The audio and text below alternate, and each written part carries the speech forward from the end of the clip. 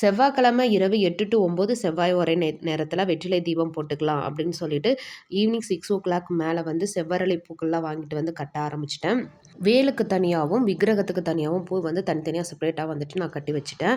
15 நாள் ஊருக்கு போயிட்டு வந்ததால் எந்த பூஜையுமே வீட்டில் பண்ண முடியல. அதனால் வந்துட்டு இன்றைக்கி முருகப்பெருமானுக்கு அழகாக ஒரு 5 அபிஷேகம் பண்ணி செவ்வரளி பூக்களால் வந்து அலங்காரம் பண்ணி வேலுக்கும் அதே மாதிரி அலங்காரம் பண்ணி எடுத்து வச்சுட்டேன்.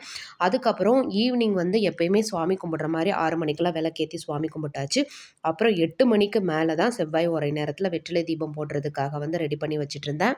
இன்றைக்கி இன்னொரு ஸ்பெஷலும் இருக்குங்க. என்ன அப்படின்னா செவ்வாய்க்கிழமையோட சஷ்டி, மாதந்தோறும் வரக்கூடிய சஷ்டியும் இன்றைக்கி சேர்ந்து வருது. அதீத பலனை நம்மளுக்கு கொடுக்கும்.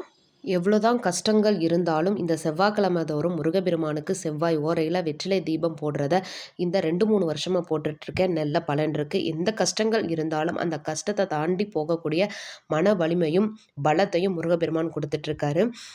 அப்புறம் ஒரு முக்கியமான விஷயம் என்னென்னா, திருச்செந்தூர் போகணும், முருகப்பெருமானை தரிசனம் பண்ணணும் அப்படின்னு சொல்லிட்டு நினச்சிட்டே இருந்தேன். அந்த வாய்ப்பு கிடைக்கவே இல்லைங்க. ஆனால் இந்த வாட்டி முருகப்பெருமானை போய் திருச்செந்தூரில் பார்க்கக்கூடிய வாய்ப்பு கிடைச்சிது. அங்கே ஒரு பெரிய அதிசயம் நடந்தது. நிஜமாவே அப்படி ஒரு விஷயம் எனக்கு நடக்கும் அப்படின்னு நான் நினச்சி கூட பார்க்கல. முருகப்பெருமானோட அனுகிரகத்தால் அந்த வாய்ப்பு எனக்கு கிடைச்சிது. அது என்ன அப்படின்றத அடுத்த வீடியோவில் நான் டீட்டெயிலாக உங்களுக்கு நான் சொல்கிறேன். நீங்களும் செவ்வாய்க்கிழமை செவ்வாய் ஓரையில் முருகப்பெருமானுக்கு வெற்றிலை தீபம் போடுங்க. கண்டிப்பாக உங்களோட வேண்டுதல் எதுவாக இருந்தாலும் நிறைவேறும். இது சத்தியமான நிதர்சனமான உண்மை. உங்களோட வேண்டுதல் எதுவாக இருந்தாலும் முருகப்பெருமான் நிறைவேற்றி கொடுப்பார்.